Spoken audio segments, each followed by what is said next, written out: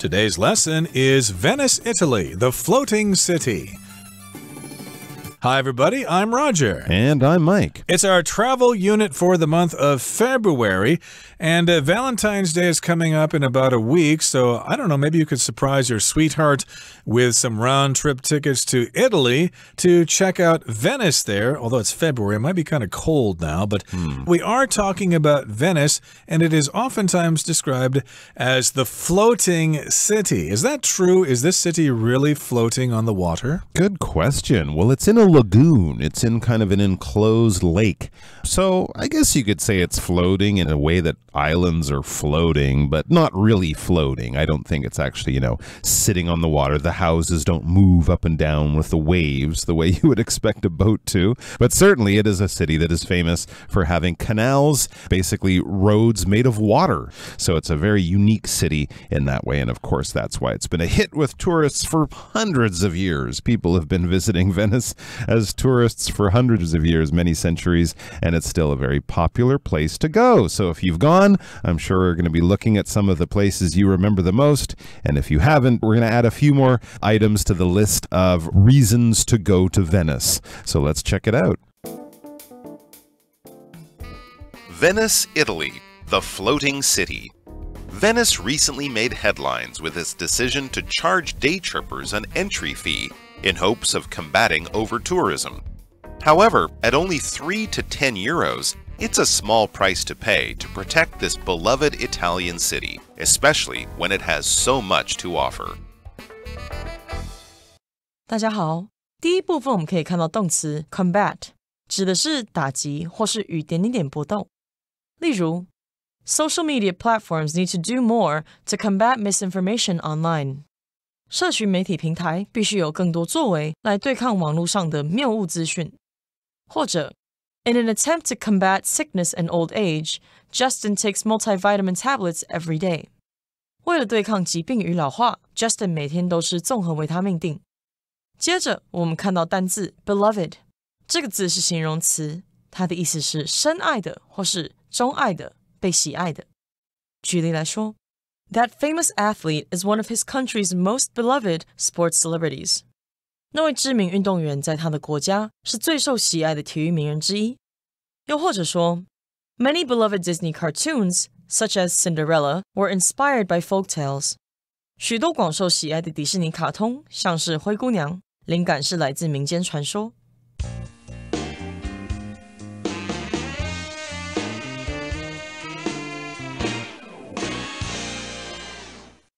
Okay, so again, we're going to Venice, Italy. It's described as a floating city. I don't think it's really floating, but it's got lots of canals there, so it appears as if it is floating. And Venice recently made headlines with its decision to charge day trippers an entry fee in hopes of combating over-tourism. So if you make headlines, that means you become first-page news in the newspaper, even though lots of people are no longer reading physical newspapers. But, a major news story would have a headline in big, bold type that would say, Japan invades Manchuria or something like that. That, of course, would make headlines, at least that probably did many years ago. But yes, indeed, Venice was in the news because they made a decision there to charge day trippers an entry fee in order to combat over-tourism. Now, here we've got the term day tripper, and bear with me because since I've seen this word day tripper, of course, it reminds me of the old Beatles song, Day Tripper. Da, da, da, da, da, da, da, da, da. Maybe you've heard that before. Great song. It is, indeed. That's a great riff by George Harrison, by the way. But in any case here, a day tripper, of course, is somebody taking a day trip from one place to another and then returning in the same day. So, for example, if you're in Taipei here, you might take a day trip up to Geelong to check out the market there, to check out the harbor, but you'll be back to your hotel in Taipei the same day. And this is all done to combat over-tourism. Yeah, it's a big problem in Venice. When we do something in hopes of, that is what you hope to do. That is your plan. Now, things in the real world might change that plan and make it unsuccessful, but when you do something in hopes of, you do it because you hope that this will help. You might leave your house really early in hopes of getting to the airport with extra time for shopping. Now, you might meet a traffic jam, you might get stuck in a long line, but this was your plan. This is what you hoped to do. And with this fee, they hope to combat over-tourism, to kind of stop a few of those extra people from visiting every day. Some people might say, oh, it costs money to go in. I'm on a budget. I'm traveling for a long time. I don't have extra money to spend, so I won't go, because over-tourism is a serious problem. Over-tourism is when we have too many tourists enjoying a beautiful, wonderful, interesting place, but it's starting to have a negative effect on that place. I think there's been problems with over-tourism up at Yaleo, right, with those beautiful rocks. Too many people go up there, touch them, and it damages the rocks, and so eventually some of them might break and fall. So they've had to keep people further away. They keep them in these paths so they don't damage the landscape and the plants around it. Over-tourism is when too many people are going to a place and it becomes sort of a negative experience for the visitors just because there's too many. And to combat something is to fight against something. You can combat your enemy. You could combat an opponent in a boxing ring, but we often also use it to combat something that's not a physical thing or not something we can, hit or punch or fight with, something like that. We use vaccines and antibiotics to combat diseases, for example. The government might come in with new programs to combat youth unemployment. They come in with new plans to help kids get jobs because this is a problem. We want to fight against it. We're doing something in order to make that situation better. In this case, they're trying to make the tourism situation better by charging people money. Hopefully the numbers will go down. Now, how much money are we talking, Roger?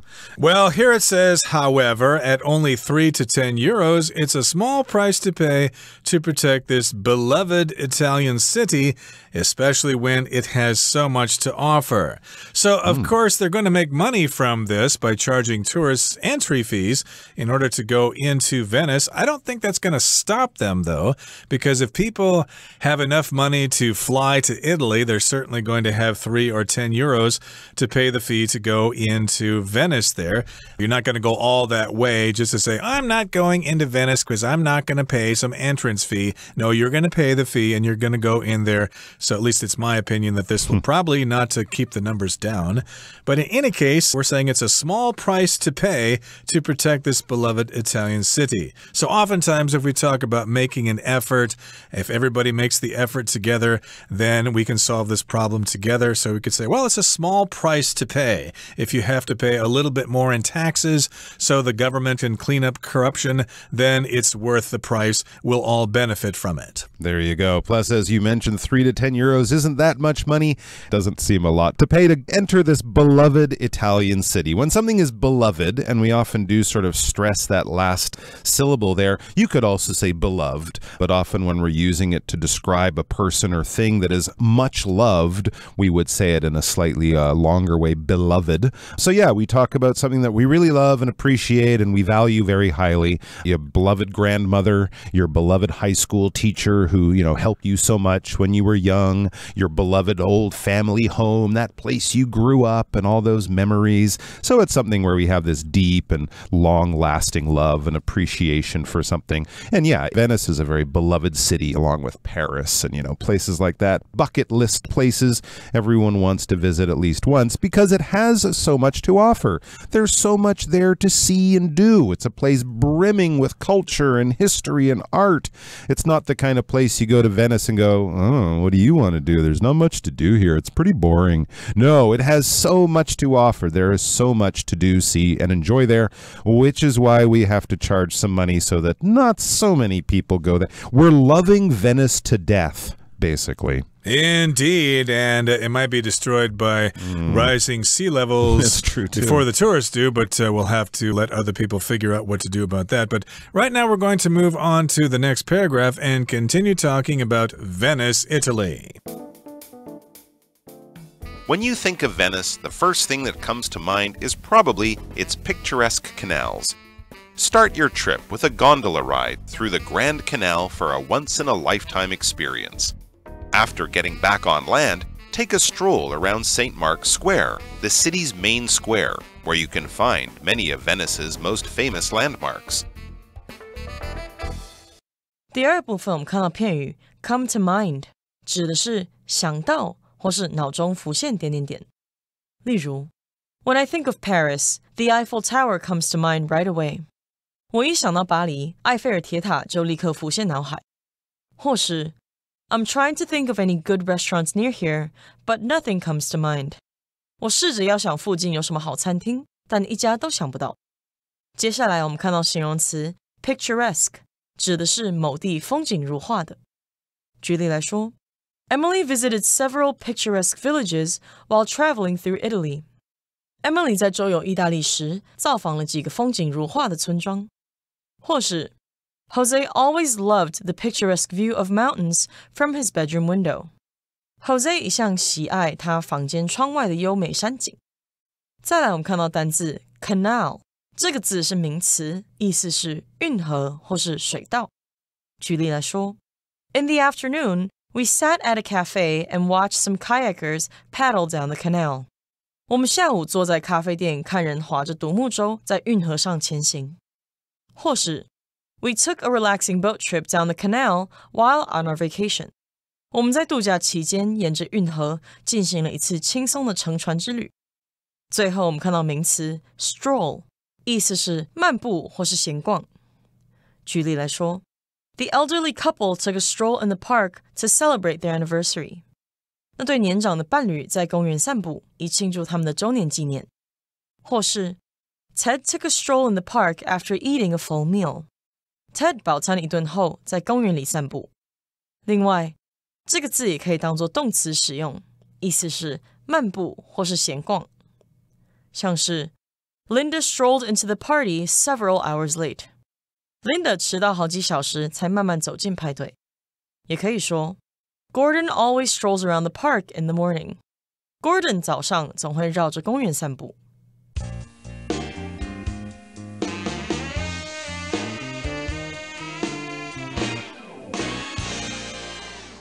Okay, so again, we're in Venice, Italy today. And when you think of Venice, the first thing that comes to mind is probably its picturesque canals. If something's picturesque, it's scenic. It's so beautiful it looks like a picture. So you could say we've got picturesque scenery here in Taiwan, in Lugang, for example, or on the East Coast. We certainly have lots of picturesque scenery in those places. And canals are basically roads that are made of water. It's not a river. It's not a natural geographic thing. When people dig a channel, fill it with water, and then use that to move boats around, to move things on the boats, this is what a canal is. They were very popular and used around much of the world before railroads and trucks on roads. You could move large amounts of goods by canal. Start your trip with a gondola ride through the Grand Canal for a once-in-a-lifetime experience. Yeah, this is something a lot of people will want to do. Those beautiful gondolas, these canal boats, you could call it that a man will stand at the back, a gondolier, I believe, and push along using a pole. They'll sing Italian opera, and you'll sit there with your loved one, your lover, your husband or wife, and you'll enjoy a once-in-a-lifetime experience, something most people will only do once, but it will be something you will remember for the rest of your life. So that's something to do on the canal, and then you can get back on land and stretch your legs. And after getting back on land, take a stroll around St. Mark's Square, the city's main square or plaza, where you can find many of Venice's most famous landmarks. So you can take a stroll, which means to go for a leisurely walk. You're not in a hurry. You're not trying to get to work or trying to catch your bus. You're on vacation. You're on holiday, so you don't need to be in a hurry. Yeah, take a stroll. Go for a pleasant walk. Stroll here is being used as a noun, but it can also be used as a verb. You can stroll along the canals in Venice, for example. There you go. And as you're strolling around, you will be surrounded by many of Venice's most famous landmarks. These landmarks are famous locations, buildings, statues, things like that. The kind of thing you see tourists visiting, taking pictures of, buying postcards of. When you see a landmark from a city, it might make you think of that city. The Eiffel Tower, Taipei 101, the Empire State Building. It could be a famous statue like the Little Mermaid in Copenhagen. These kinds of places that everyone knows and the tourists will all want to see. Okay, so yes, indeed, there are a lot of things to see and do in Venice. Let's talk about some more in the third part. Let's listen first. One must-see is St. Mark's Basilica, Venice's largest church. Built in 1060, this Roman Catholic church is a work of art on both the inside and outside. After admiring its grand arches and domes, step inside to be dazzled by detailed mosaics in gold and blue hues. Out front, you can also visit St. Mark's Campanile, Venice's tallest building at 98.6 meters. This simple tower was originally built as a watchtower to protect the city, with bells only added to it later. Today, visitors can climb to the top of the tower for a great view of the city. Okay, so of course, when you go someplace, there are things that you really need to see because you get back home, people are going to be asking you, did you see this thing? That's what this place is famous for. So we call those things a must-see. If you come to Taiwan, I think a must-see, of course, is Taroko Gorge. Some people would say a must-see is Kending or whatever. And in Venice, one must-see among many is St. Mark's Basilica, Venice's largest church. If you see the word basilica, it just means some kind of big Catholic church. Now, St. Mark's is definitely a must-see, and it's old, too, built in 1060.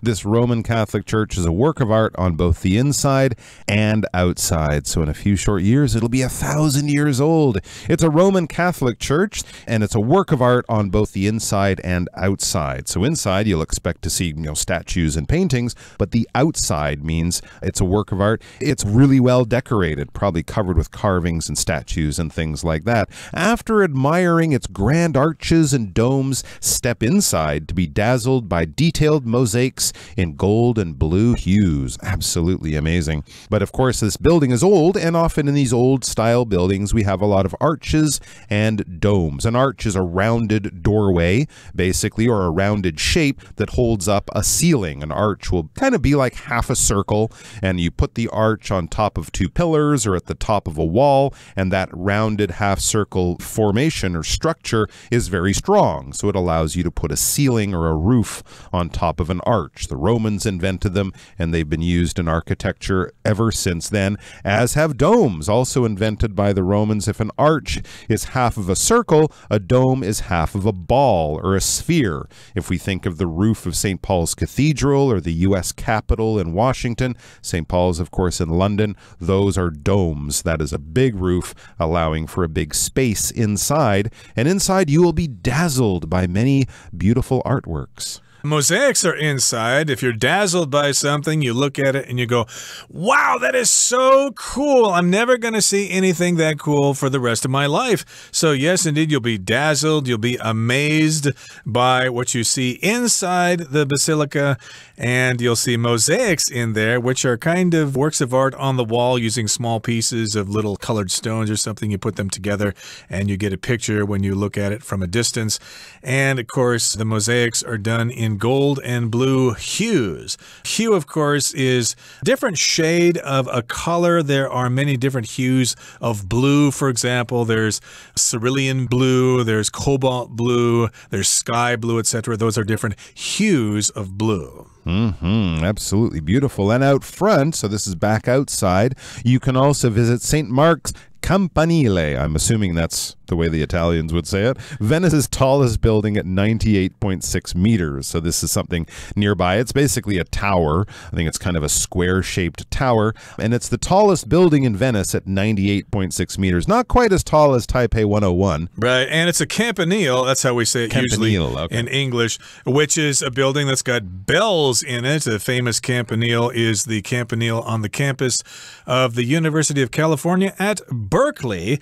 And if you go there at certain times of the day, you can hear the bells ringing. So it's pretty cool to check out. This simple tower was originally built as a watchtower to protect the city.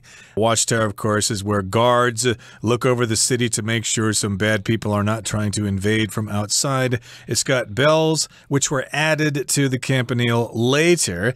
And today, visitors can climb to the top of the tower for a great view of the city. Hey, that's really nice because usually those old buildings are off limits because tourists tend to cause damage in their numbers and they try to carve their names in the rock and stuff like that.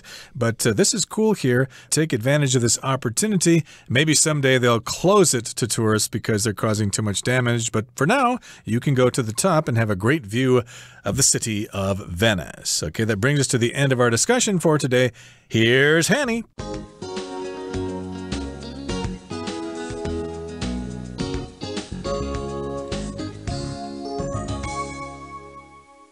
各位同学大家好，我是 Hanny。 我们来看今天的文法重点。课文一开始写到，威尼斯最近决定向一日游旅客收取入城费，希望借此打击过度旅游而成为焦点新闻。文中是用到 in hopes of combating over tourism 来表达希望借此打击过度旅游。那么 in hopes 或者是 in the hope或是 in hope， 它们后面可以接 of 加上名词或动名词，去表达期待啊，希望能怎么样，或是抱持怀着什么样的希望。这个用法通常会接在主要子句之后，用来做补充，像是 They moved to the countryside in hopes of living a quiet life。 他们搬到乡下，希望能过着宁静的生活。好，那另外 in hopes或者是 in the hope 或是 in hope， 他们后面也可以接 that 子句。举例来说 We waited for a while in the hope that the rain would stop。 我们等了一会儿，希望雨会停。好，再来文中它用到 combat 这个动词来表达打击，我们也来学它的字首字根。先看到 bat 这个单字呢，它有球棒或是挥打的意思。那么 bat 当字根的时候，则有打架、打击或是攻击的意思。像 battle 我们知道它是战役或战争嘛，它其实就是由 bat 加上表示连续动作的字尾 le 而来的。还有像 batter 打击者，它是由 bat 加上字尾 er 去表达什么什么的人，合在一起把它变成打击者的意思。好，那在 combat 这个字当中，它的字首 com 表示一起，字根 bat 表示攻击，组合在一起 combat 就有对抗啊、战斗、打击或是与什么搏斗的意思。接着要介绍的是名词 over tourism。 tourism 是旅游观光业，那么前面加上字首 over 表示过度，组合在一起 over tourism 就是过度旅游、过度观光。它指的是因为游客数过多，导致环境负荷量超载，居民生活受到极大干扰的现象。那当过多的旅客涌入这个热门观光景点，导致当地环境啊、古迹啊、当地居民日常生活等等，其实都会受到影响。好，那我们接着呢，也顺便来补充 over 这个字首，它有表示这种过度、超过或是在什么上方的意思。那以下补充几个带有字首 over 的单字。第一个是overlook。 好，它的字首 over 表示在上方， look 是观看，那么 overlook 就有俯瞰、眺望的意思。我们在第二天的课文也会看到这个单字。不过呢 overlook 也有忽略的意思哦。当我们在俯瞰、眺望的时候，可能因为顾着看远方的东西而没有注意到近的东西，于是 overlook 它就有这个忽略啊、忽视的意思了。好，第二个补充的是 overwork。 字首 over 表示超过， work 是工作， overwork 就是工作过度或是过劳。再来第三个补充的是 overhead。 字首 over 它表示在什么什么上方， head 是头嘛，那么 overhead 就是头顶上的或是上方的。那么以上就是今天的重点整理，我们回顾今天的单字吧。 Combat.Getting extra sleep can help the body combat the effects of an illness. Beloved. The band was so beloved that they had fans in countries around the world. Canal. The Suez Canal allows ships to travel directly from the Red Sea to the Mediterranean Sea. Stroll. Fatima took a pleasant stroll through the park, walking past the pond and the playground. Landmark.The Tokyo Tower is one of Tokyo's major landmarks. Arch. The arch was an important feature of many ancient Roman buildings. Dome. The Taj Mahal in India is topped by a large dome made of marble.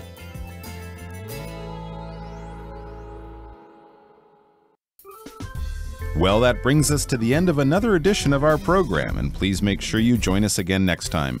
From all of us here, I am Mike. I am Roger. See you next time.